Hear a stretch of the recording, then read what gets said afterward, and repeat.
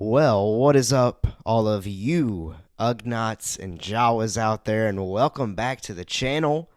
I finally had an opportunity to watch the 3 episode premiere of Andor, the new Star Wars series on Disney Plus.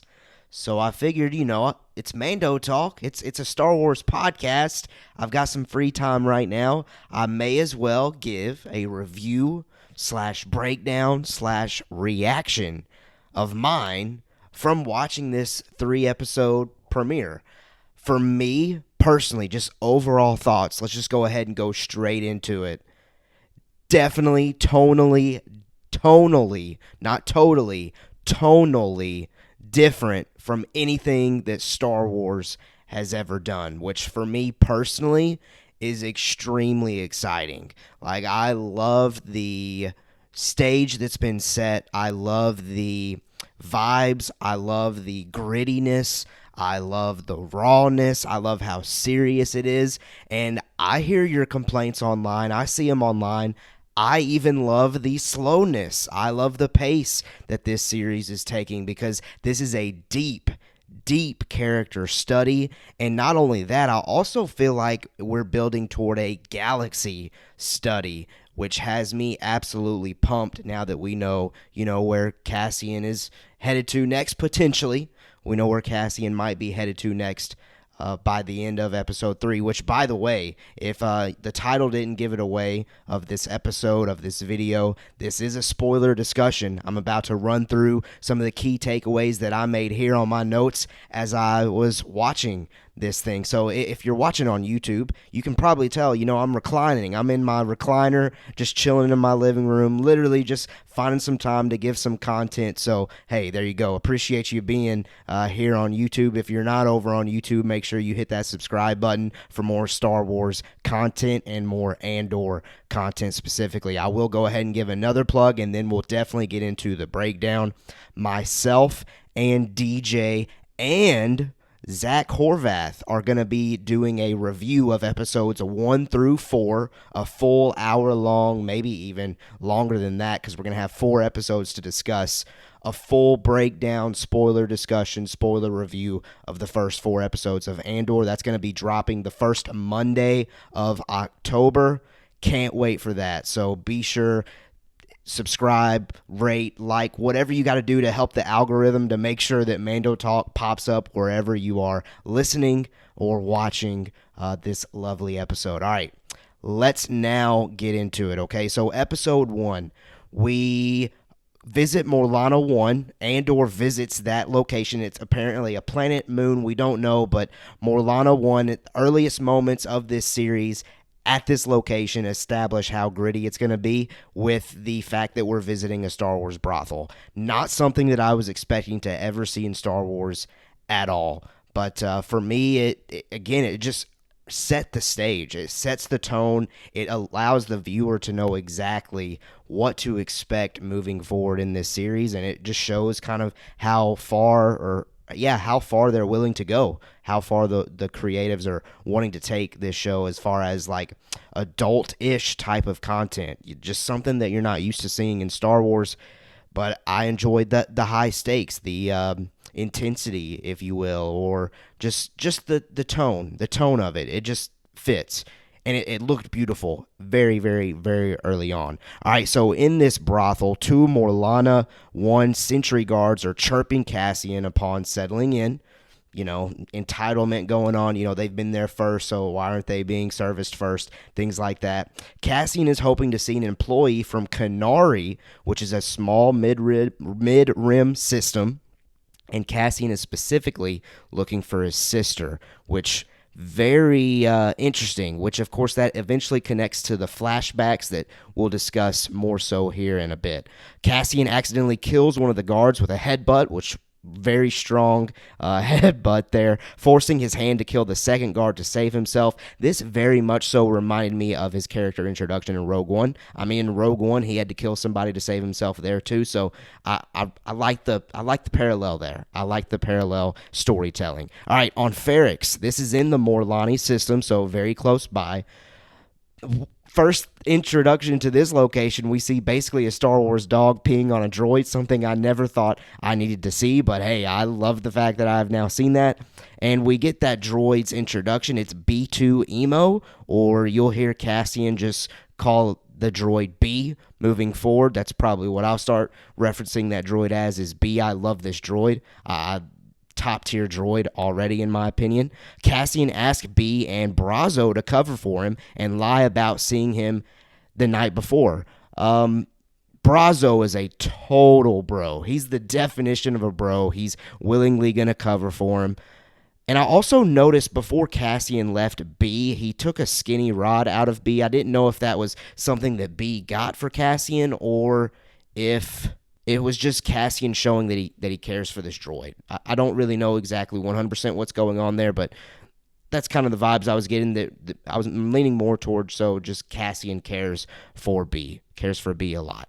All right, where are we at here? Cassian then meets Bix, a new character here, female character. She is awesome, headstrong, does the things that she needs to do, and doesn't let anybody tell her what to do. I love this character.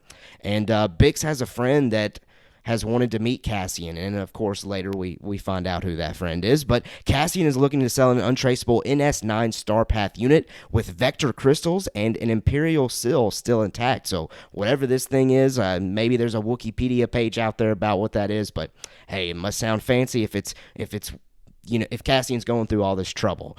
All right, next up, this upsets Bix, who appears to have bought things off of Cassian in the past, and I also feel like there may be like some strong relationship between these two, because our boy Timmy gets very jealous, and again, we're getting ahead of ourselves with that, but Timmy gets very jealous of Cassian and Bix's relationship for sure. All right, let's see where we at. Nurchi and his new wingman Vetch is wanting his deposit back, but Cassian talks his way out of it. I just like this scene because it shows what Cassian, his character, it kind of has that Han Solo-esque to it there in those moments where Cassian's able to talk his way out of having to pay some money. Bix secretly makes a call to her friend wanting to meet Cassian. Again, later in another episode, we find out that is in fact Luthen, so love to see that. And then Cassian is told he can't secretly use a ship anymore by a man named Pegla. Cool stuff there. And then we go to, well, that was really everything in episode 1 regarding Ferrix. Really loved the world building and loved the small corner of the galaxy that they took the time to, slow. And again, I love that. Slow, but took the time to show what all was going on here in that planet. Morlana 1, which is back at the security headquarters on Morlana 1. A security guard informs his boss of the death of the 2 guards the night before.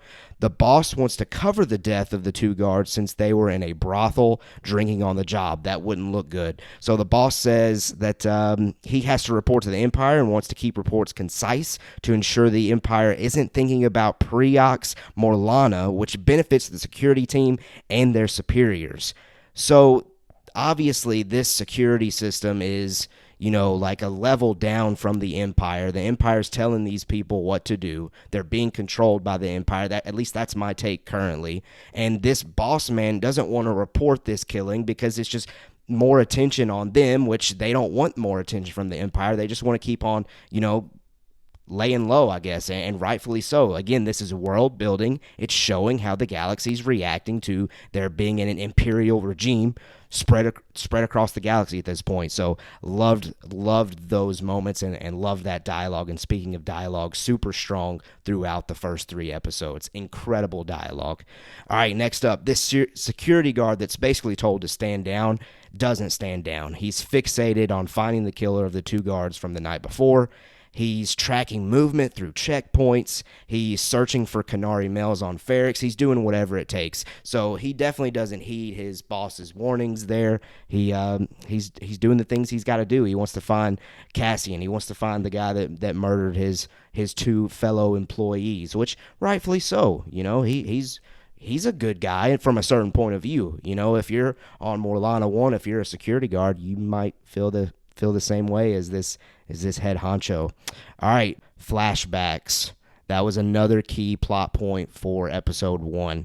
Cassian, his sister, and young Kenari witness a ship exploding in the sky. I have to admit, this reminded me of Rings of Power, since, recency. That's very similar to something that happens in that series. A fellow Kenari boy isn't happy that Cassian is joining in on the skin markings that they were doing.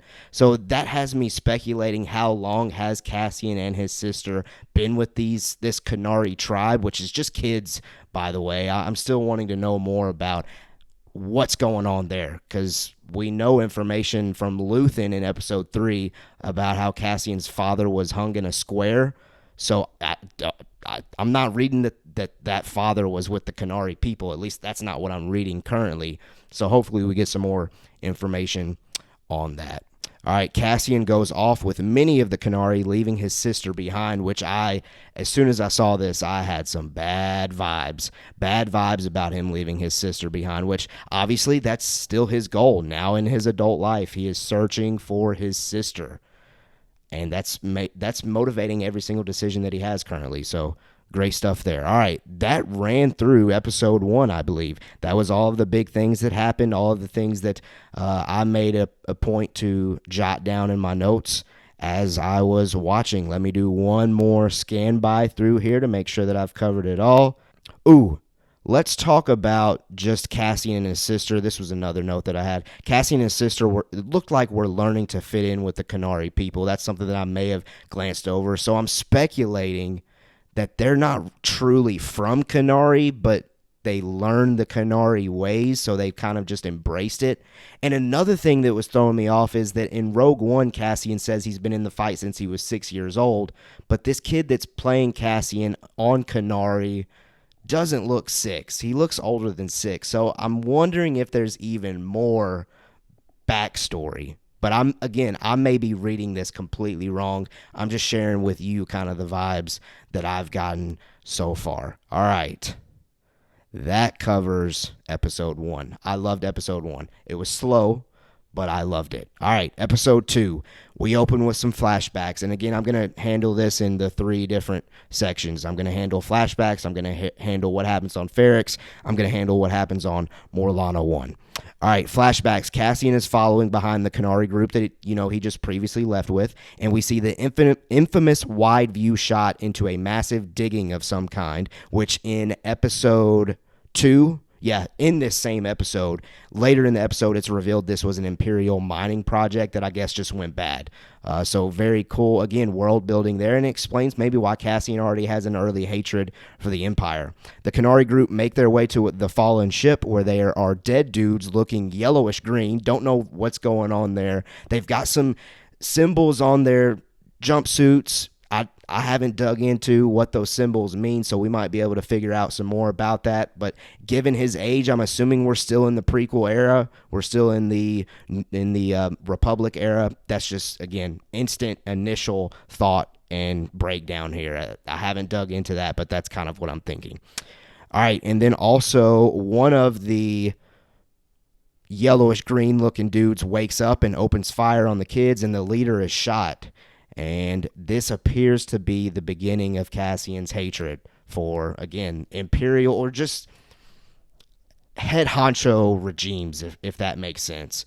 It definitely gives off Imperial vibes, even if we're not in the age of the Empire yet. In these moments, you can see how this might ignite and fuel Cassian's disliking for the Empire moving forward. All right, on Ferrix, the town is closing down for the night in another great world-building type of filming. I just like the way that this was shot. It was fantastic. The message from the Preox Morlana security is beginning to make its way around Ferrix. Marva, which I'm assuming is Cassian's adoptive mother, has always filled out official documents that Cassian is actually from Fest. Again, initial reaction, I haven't done the research, don't know what Fest is, but I want to know why they're choosing that one. Maybe it's just convenient to put that one, and that's probably what it is. Probably no further reason with that. Cassian confesses to Bix what happened. Bix's friend is coming in the morning to buy his part, which again is eventually going to be Luthen. Timmy, our boy Tim, is getting mad jealous and drunk and ends up contacting the Pre-More security because of this. Unfortunate for our boy Tim. Bix visits Tim in yet again another very adult-themed scene. So this scene, I'll just go ahead and say it. This scene heavily alluded to the fact that these two in a relationship had sex. Never been portrayed in Star Wars. Just one of those things that, again, they're setting the tone. They're showing how far they're willing to go. They're showing that this series, this storytelling, is going to be different from anything that we've seen before. And I also threw me off there for a second when Bix wakes up in the morning and asks for, I can't remember if it was cough or calf. Regardless, cough would make me think of coffee. Calf would make me think of cafe. So it threw me off there, took me back into, our world there for a second. I have to admit, that was one thing that in these episodes that threw me off. Now, there is later some blue lo mein noodles that one of the Morlana 1 security dudes is eating. I actually enjoyed that, though. I'm kind of wanting to get the recipe on how I can get some blue lo mein going on in my diet. All right, let's continue to move on in the plot here with episode 2.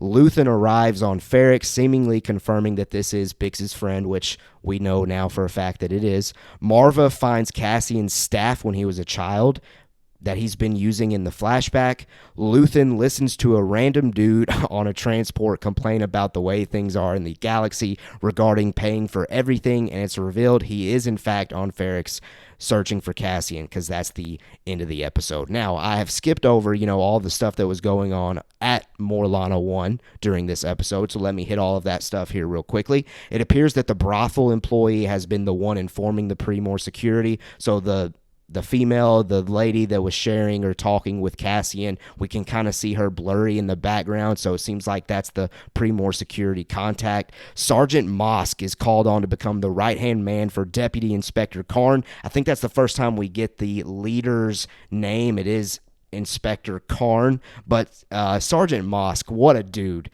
Love this guy. He is absolutely hilarious, accidentally hilarious. I know he's written to be accidentally hilarious, but I'm talking like in that Star Wars world, I would just find that dude naturally funny. He doesn't even have to try. He's just that kind of dude. All right, the Pre-Mor have launched and are headed toward Ferrix, game planning how to get Cassian Andor, and Karn gives a very weak speech, which again, our boy Sergeant Mosk adds some comedic relief to that, giving him a pat on the back, clapping, stuff like that. Great stuff. Love the characters that they are establishing in this show. It is fantastic. All right, on to episode 3. We really just have flashbacks and we have Ferrix because everything makes its way to that one location. The flashbacks, it's shown Cassian climbs on board the fallen ship. Marva finds Cassian in the ship, and Marva ends up kind of knocking out Cassian with some sort of dust, or I didn't really see exactly how that went down. Don't know if it was something like she forced down his throat or she like shot it into him. Wasn't sure, but some kind of poison, trippy magic, I don't know what it was, but it basically knocks out Cassian, and she ends up taking him to Kenari. So I kind of felt bad for Cassian. He gets separated from his sister, doesn't know where she is. I'm assuming he hasn't known where she is ever since then, based on the fact that in episode 1 and episode 2 and right now in episode 3, that's his main goal, is to find her. So yeah, and at that moment I was like, come on, Marva. I get what Marva's doing. She sees this random boy that's all alone on this appearingly evil ship, regardless if it's Republic or Empire. It just gives off bad vibes. So I get what she's doing, but he was with his tribe, but she didn't know that. So, it's like one of those from a certain point of view kind of things. All right, that was the flashbacks. That was the big reveal, the fact that Marva was the one that took Cassian away from his tribe on Kenari and separated Cassian from his sister. All right, on Ferrix, Cassian says goodbye to Brazo. What a cool dude that guy is. Luthen has officially arrived and meets Bix. The Pre-Morn squad arrives on Ferrix. The Pre-Morn arrive at Marva's and are able to track Cassian's location from him communicating with B. Never trust communicators, Cassian. Come on now. Luthen and Cassian meet for the selling of the NS9 Starpath unit, where Luthen basically tests Cassian, and man, I love the dialogue. I love the acting. I love everything about this scene. It was fantastic. Bix finds out that Tim ratted out Cassian. Man, that one hurt. That one hurt real bad. Luthen reveals that his father was hung in Rick's Square. So again, I think I kind of already alluded to that, which is making me think that Cassian and his sister don't actually come from Kenari. I still want to know more. I don't know. Maybe I'm just totally reading that wrong. But that's kind of where I'm at. Because I can't, correct me if I'm wrong, I thought that I had read somewhere in canon that we knew Cassian's parents were separatists. So what's going on here? I don't know anymore. Maybe that's just not a thing. Maybe I made that up, but you let me know. Let me know wherever you can reach me. At Mando Talk on social medias, specifically Twitter, slide into my DMs. Or if you're on YouTube, jump down into the comments. All right, where are we at now? Luthen reveals that his father was hung in Rick's Square. That's what we just hit. Luthen attempts to recruit Cassian, which, again, is just setting up a great story, in my opinion. The pre-morn security arrive at Luthen and Cassian's location where they get caught in a shootout. Cassian has to leave the box behind and go with Luthen, setting up, the rest of this show. Tim is killed by pre-morn. The pre-morn squads are in position, and the clanging that's been going on, like that the people of Ferrix have been doing to, I guess, just signal trouble or intimidate the officers, that's been just kind of the rhythm of the episode. And again, incredibly directed, incredibly written. The rhythm of the episode was following the rhythm of those civilians beating on things, and it stops. And at that moment, okay, things are about to go down. And Cassian then has Karn at gunpoint. Brazo ends up being the guy that rigs a pre-morn shuttle, which prevents the pre-morn from escaping the way that they had hoped. Cassian and Luthen take the pre-morn out with an empty speeder, and they take off on a separate speeder, and we're off. We're off from there. We're seemingly assuming that Cassian's going with Luthen to hopefully Coruscant. Maybe we'll get Mon Mothma in episode 4. But that's where we're at. There's the breakdown. There's all of the big things that happened in the first 3 episodes of Andor, the new Star Wars series. It's fantastic. It is, admittedly, I recognize and acknowledge it is slow, but that is something for me as a Star Wars nerd building this world in this small corner of the galaxy. I love every single second that they're taking to set the stage and set the stakes, set the tone, build these characters, because we still have 9 more episodes. We still have 9 more episodes where they can start to crank up the intensity. So we're going to have plenty of time to get into some action. So at you, Tony Gilroy, at Lucasfilm, at everybody, I know you've already done it because it's already been shot and it's just being released at this point, but keep doing what you're doing. Keep taking that on to season 2, because we know that's coming. Love this series so far, but you let me know what you think of Andor, the first 3 episodes. And again, for more spoiler discussion, more so of a conversation between myself, DJ, and Zach, make sure that you stay tuned. Dropping the first Monday of October, we will spoiler discuss, open discussion, review, break down even further, because I know I missed some details. I know I missed some things. I missed some vibes. We'll do that more, dropping on the first Monday of October, covering the first 4 episodes of Andor. And I can't wait for that conversation. I can't wait to have DJ and Zach both on the pod at the same time. Very exciting.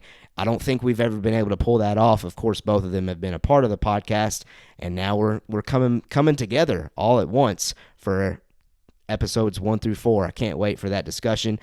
Thank you so much for checking out this episode. Let me know what you thought of these episodes down in the comments. Follow Mando Talk at Mando Talk on Twitter. And also, tell you what, if you ever want a break from Star Wars, I know you don't want a break from Star Wars. Who wants a break from Star Wars? It's fantastic. But if you ever want to see me talk about other things other than Star Wars, like Game of Thrones, Lord of the Rings, DC, Marvel, follow me on TikTok at Casual Geek Clips, where you can get some non-Star Wars related reviews, discussion, and fun out outside of the Star Wars world. All right, there's all the plugs. There's all the things I needed to say. Let me get out of here, and I'll see you on the next episode of Mando Talk. And as always, we have spoken.